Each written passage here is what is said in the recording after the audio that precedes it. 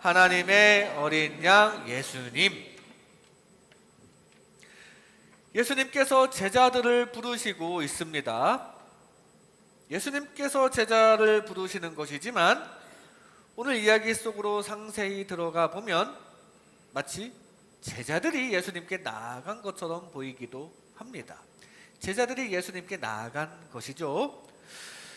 처음 세례 요한이 예수님께로, 이 글의 저자인 사도 요한과 안드레가 세례 요한의 제자였는데요, 그 둘을 예수님에게로 보냈고요, 상당 시간을 이 두 명, 사도 요한과 안드레, 이 두 명이 예수님과 함께 하다가 이 두 제자가 각각 자기들의 형제인 야고보와 베드로를 부릅니다. 그래서 4명이 되죠. 그리고 그 다음에 또 빌립과 나다나엘까지 6명, 이렇게 6제자를 부르시는데, 6제자를 먼저 부르시는데 이게 1차 부르심입니다. 1차 부르심으로 6명의 제자를 부르셨어요. 근데 제자를 부르신 오늘 이 요한복음의 말씀과 좀 안 맞는 것 같은 말씀이 마태, 마가, 누가복음, 즉 공관복음에 기록된 말씀과는 조금 다릅니다. 거기에는 고기를 잡고 있는 베드로에게 나를 따르라, 내가 너희를 사람을 낚는 어부가 되게 하리라, 이렇게 말씀하심으로 어부들을 먼저 제자 삼으신 것으로 나오는데요, 오늘 요한복음 말씀해 보니까 안드레가 형제 베드로를 이렇게 전도한 것이거든요. 이게 말이 다르지 않습니까?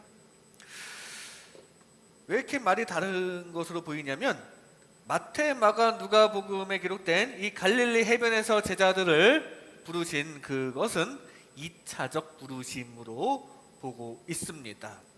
이미 한 번, 이 요한복음 오늘 우리가 읽은 말씀처럼 한 번 만났던 제자들을 이제 갈릴리 해변에서 다시 제대로 본격적으로 부르셨고, 그때는 이 사람들은 당장 생계수단을 다 버려두고 그때부터 예수님을 온전하게 따라다니게 되는 것입니다.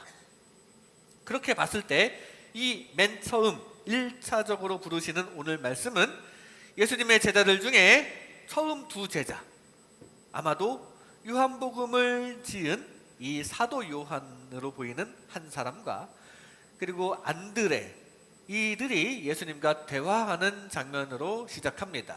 이때 오고 간 말들을 통해 우리를 위해 이 땅에 오신 예수님이 누구신지에 대해서 우리는 살짝 엿볼 수 있는데요, 예수님은 우리를 위한 희생 제물로 오신 분입니다. 그래서 우리가 감사하는 마음으로 따라야 할 분이 바로 우리 예수님이며, 또한 우리를 통해 널리 전파되셔야 할 분이심을 알 수가 있습니다.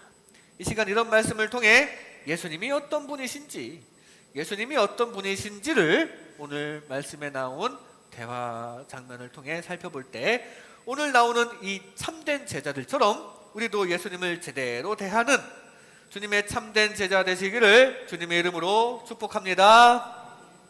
먼저 나를 위한 희생 제물이십니다. 예수님이 어떤 분이신가? 예수님이 누구신가? 나를 위한 희생 제물이십니다.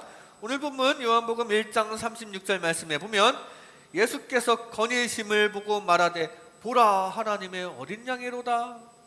지금 세례 요한이 이렇게 이야기하는 거예요. 세례 요한은 며칠 전에도 일반 백성들을 향해서 예수님을 가리키면서 같은 말씀을 했습니다. 보라, 세상 죄를 지고 가는 하나님의 어린 양이로다 라고 앞에 29절에 일반 백성들을 향해 같은 말을 했고요, 지금 자기 제자들과 함께 있을 때 예수님이 또 지나가니까 역시 같은 말로 자기 제자들에게 설명하고 있는 중입니다. 저분이 바로 하나님의 어린 양이다. 예수님은 이렇게 하나님의 어린 양이라는 사실, 그래서 우리의 죄짐을 지고 대신 죽어주시고 우리를 구원해 주시는 분이라는 사실은 이렇게 계속 반복해도 지나치지 않을 정도로 중요한 사실입니다. 세례 요한도 백성들에게도 같은 얘기를 했고 제자들에게도 같은 얘기를 했고 또 같은 얘기를 하고 계속 이렇게 반복해서 강조하는 중요한 진리가 바로 예수님이 하나님의 어린 양이라는 사실이에요. 그게 예수님의 가장 중요한 정체성입니다. 그래서 세례 요한은 계속 설명을 했죠. 그리고 세례 요한의 말을 잘 듣는 이 제자들도 그의 말대로 예수님을 희생제물로 제대로 여기고 있습니다. 그리고 이들 안드레와 사도 요한, 이 제자들은 세례 요한에게 보냄을 받고 이제부터는 예수님을 따르게 되는데요. 이렇게 예수님께서는 우리를 위한 희생제물이십니다. 예수님께서는 우리를 위한 희생제물이시라는 사실이에요. 예수님께서는 세례 요한에게도 희생제물이시고요. 그의 제자들 사도 요한과 안드레에게도 희생제물이시고요. 나아가 우리 모두에게도 다 예수님께서는 희생제물이십니다. 누구에게나 예수님은 희생제물이십니다. 그들만의 예수님이 아니라, 너의 예수님이 아니라, 저기 뭐 교회 잘 다니는 사람의 예수님이 아니라 바로 나를 위한 예수님, 바로 나를 위한 예수님인 줄로 믿습니다. 여러분 각자의 나를 위한 예수님이신 줄로 믿습니다. 예수님께서 이 땅에 오셔서 희생당하신 것은 바로 나 때문임을 잊지 마시기 바랍니다. 제자라면 그 은혜를 세상에 증거하고 전하는 임무가 있습니다. 예수님께서 희생제물로 오셔서 우리의 영혼을 구원하셨다는 사실을 전해야 할 임무가 제자들, 바로 우리에게는 그 임무가 있는데요.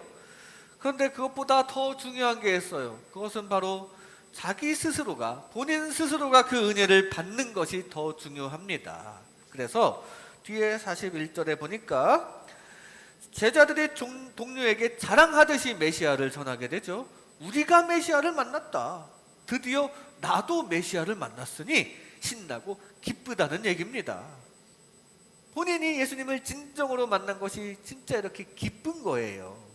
이 땅에 오신 예수님을 우리도 바로 나를 위해 오신 예수님으로 여기고, 진정으로 예수님으로 인해, 그분의 희생으로 인해 우리는 진정 기쁨을 얻게 된 줄로 믿습니다. 예수님을 통한 기쁨뿐만 아니라 애통의함도 바로 내가 직접적으로 느껴야 할 감정입니다. 어린 양의 불쌍한 모습을 상상할 때, 예수님의 살이 찢겨지시는 모습을 상상할 때 그게 진짜 내 마음이 찢어지는 것으로 느껴져야 하고요. 나 때문임을 절감해야 하고요. 내 죄 때문에 예수님이 고통당하신다는 것을 항상 기억해야 합니다. 그래서 회개가 되고 주님의 은혜를 겸허하게 받아들여야 마땅해요. 예수님의 희생은 바로 내가 나와 상관없는 그냥 그런 희생이 아니라 바로 나를 위한 희생이라는 사실입니다. 예수님의 희생이 여러분 각자의 나를 위한 희생이 되시는 줄로 믿습니다. 예수님의 희생이 3인칭이 아닌 1인칭의 희생이 되어야 합니다. 다른 이웃을 위한 희생이 아닌 바로 내 죄 때문에 나를 위해 희생당하신 예수님의 은혜를 가슴 깊이 받아들이시기 바랍니다. 그가 찔림은 우리의 허물 때문이요 그가 상함은 우리의 죄악 때문이라고 했지, 그가 징계를 받음으로 어떤 다른 사람들은 평화를 누리게 됐다라고 하지 않았습니다. 그가 징계받음으로 누군가는 평화를 얻는다고 증거하지 않습니다.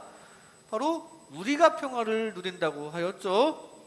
어떤 사람이 아니라, 나는 잘 모르는 사람이 아니라 바로 우리가, 사실은 바로 내가라고 해야 더 적당한 단어일 것 같아요.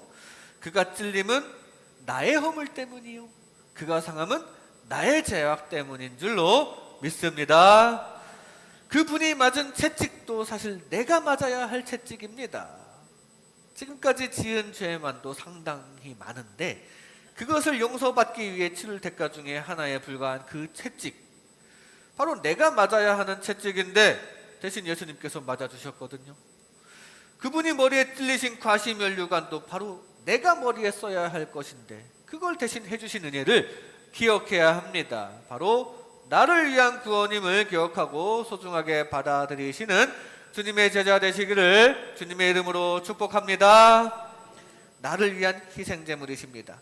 다음으로 내가 따를 대상이십니다. 예수님이 누구신가? 내가 따를 대상이십니다. 오늘 본문 요한복음 1장 37절 말씀에 두 제자가 그의 말을 듣고 예수를 따르거늘, 바로 예수님을 따르기 시작합니다. 이게 마땅한 거예요. 세례 요한의 말을 듣고 예수를 따랐다는 것은 세례 요한이 너희들은 이제 내 제자가 아니라 저 예수님의 제자가 되라고 제자들을 예수님에게로 보냈음을 의미합니다. 이 둘은 원래는 세례 요한의 제자였는데요, 그들이 스승으로 모시던 세례 요한은 이렇게 진짜 따라야 할 대상이신 예수님에게 자기를 따르던 제자들 기꺼이 내어드릴 차세가 되어 있었습니다. 세상적으로는 자기 제자를 안 뺏기려는 생각을 가질 수도 있을 텐데 그런 생각 전혀 하지 않았어요. 왜냐하면 세례 요한은 진짜 따라야 할 대상은 예수님이라는 것을 제대로 인정하고 있었기 때문이지요. 다음 절에 보면 예수님께서 무엇을 구하느냐라고 물으시는데 나를 찾아와서 얻고자 하는 것이 무엇이냐라는 뜻입니다. 즉 너네 기도 제목이 뭐냐? 라고 물으신 것과 같습니다. 그랬더니 랍비여 어디 계시오니까? 라고 묻는데 이것은 선생님께서 계신 곳에서 함께하고 싶습니다. 선생님과 함께하고 싶습니다 라는 고백입니다. 즉 선생님의 삶을 배우겠습니다, 예수님의 삶을 배우겠습니다 라는 말로써 진심으로 지금 예수님을 따라보겠다는 얘기입니다. 도제라는 문화가 있죠. 특히 예술 영역에서는 스승과 같은 사람이 되기 위해, 스승의 기술을 내가 그대로 전수받기 위해 그 스승과 함께 아예 삶을 살아가면서 같이 살면서 배우는 문화입니다. 지금 이 사도 요한과 안드레가 바로 그런 자세로 예수님을 따르는 삶을 살겠다 이거예요. 결국 예수님의 12제자 중에 일원이 됨으로써 진짜 예수님을 스승으로 따르게 되었습니다. 3년 정도를 동고동락하면서 따르게 되었죠. 그 다음 절에 예수님께서 하신 말씀, 와서 보라 라는 말씀은 이리 와서 함께 지내보자 라는 그 수락의 의미입니다.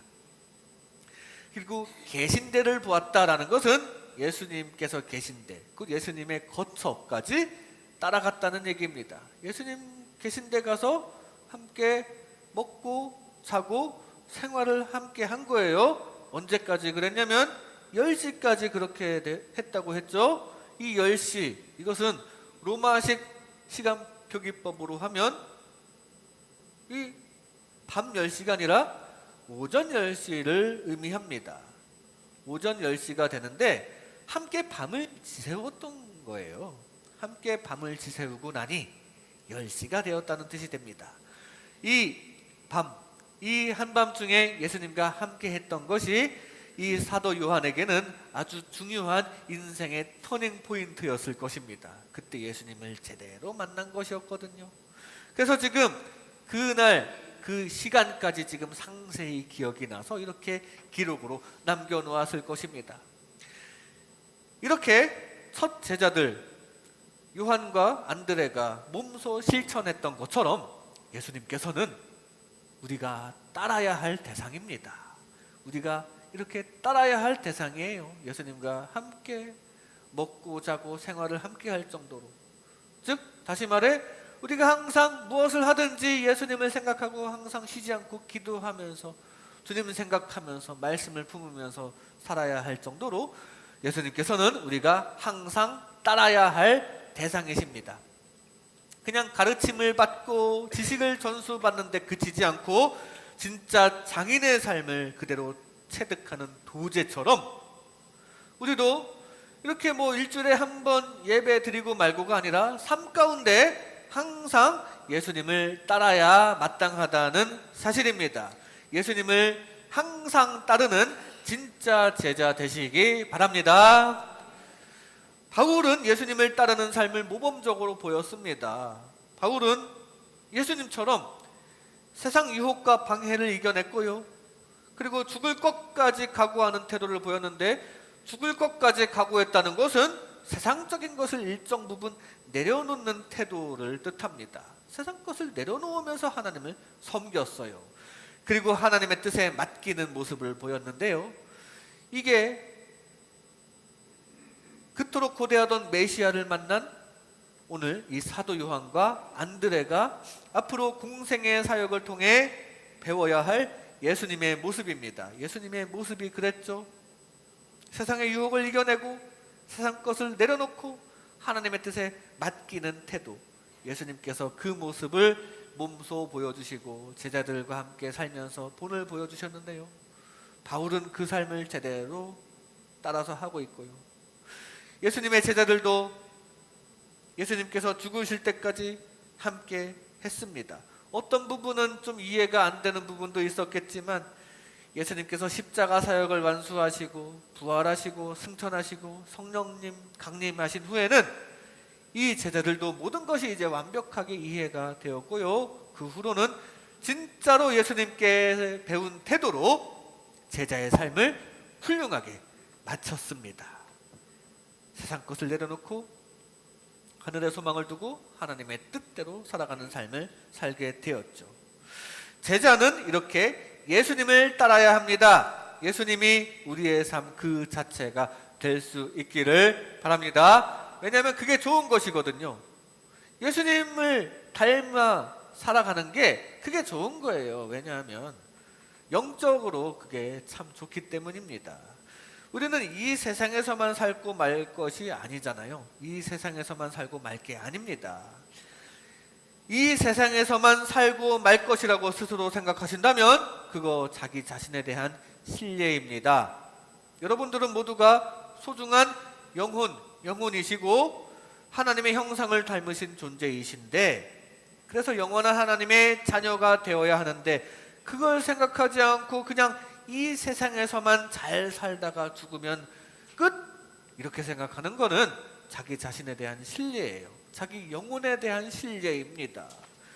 그러니까 우리에게 주어진 이 영적인 것을 위해서는 예수님을 잘 따라야 합니다.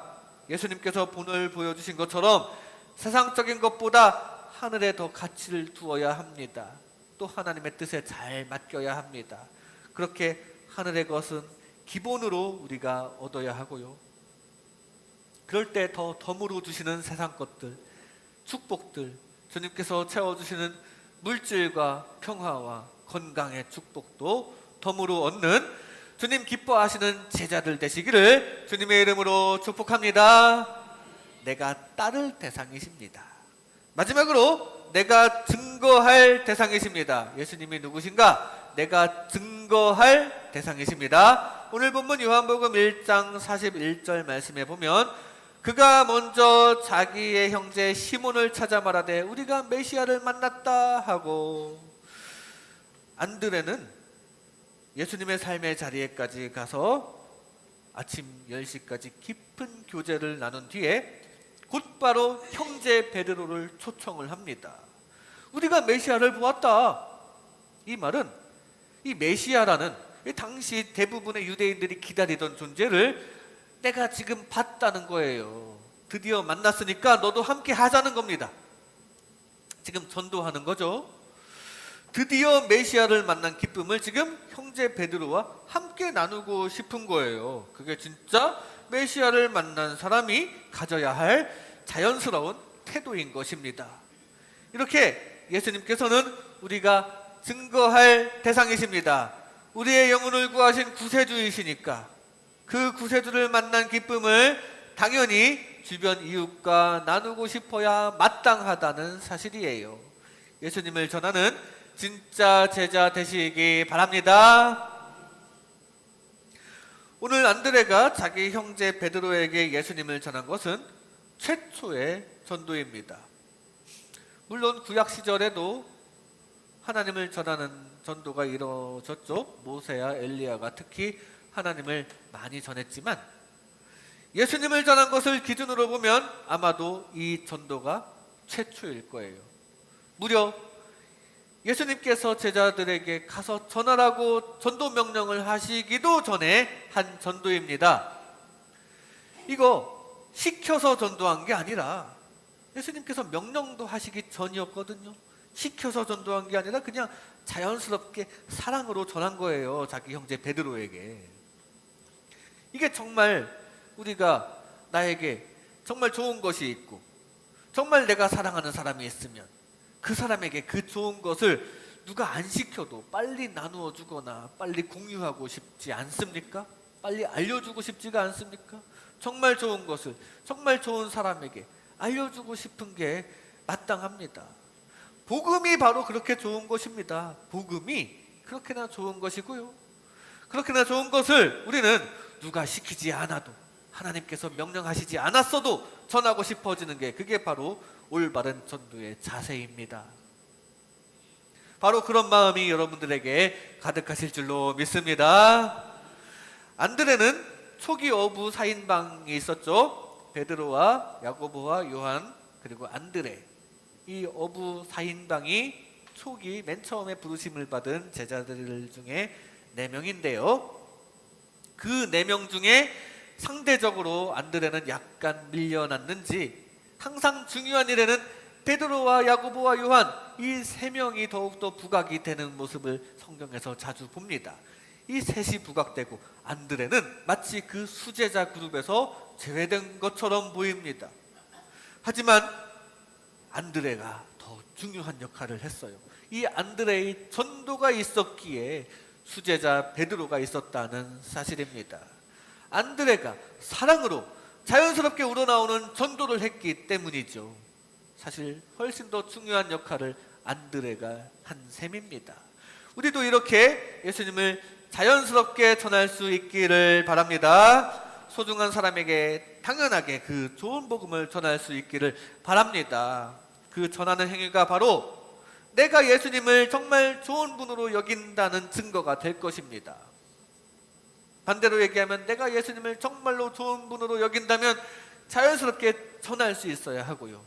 좋은 것이니까 당연히 자연스럽게 나눌 수 있는 것입니다. 그래서 복음서의 결론도 전도하라는 게 결론이죠. 요한복음의 마지막도 베드로를 대표로 한 제자들에게 나를 사랑한다면 내 양을 먹이라고 예수님께서 말씀하셨습니다. 예수님을 전하고 양육하라고 사명을 부여하셨습니다. 마태복음에서는 너희는 가서 모든 민족을 제자로 삼고 모든 것을 가르쳐 지키게 하라고 자신을 증거하라는 임무를 제자들에게, 아니 바로 우리들에게 부여하셨어요. 우리 교회가 예수님 중심으로 뭉치는 교회가 되기를 원합니다. 그리고 많은 이웃과 많은 가족 구성원들을 초청하여 사랑의 공동체 가운데 그 좋은 예수님을 잘 전할 수 있기를 바랍니다. 그렇게 그 좋으신 예수님을 자연스럽게 전하며 기쁨을 나누는 반석 공동체 되시기를 주님의 이름으로 축복합니다. 이 시간 하나님의 어린 양 예수님, 하나님의 어린 양 예수님이라는 제목으로 하나님의 은혜를 나눴습니다. 오늘 말씀을 통해 예수님이 누구신가에 대해서 알 수 있는데요. 예수님은 나를 위한 희생 제물이십니다. 바로 나를 위해 희생당하셨음을 기억하며 감사하시기 바랍니다. 예수님은 내가 따를 대상이십니다. 예수님처럼 하늘의 것에 가치를 두며 하늘의 축복을 얻으시기 바랍니다. 예수님은 내가 증거할 대상이십니다. 정말로 좋으신 예수님을 자연스럽게 전하는 주님의 제자 되시기를 주님의 이름으로 축복합니다.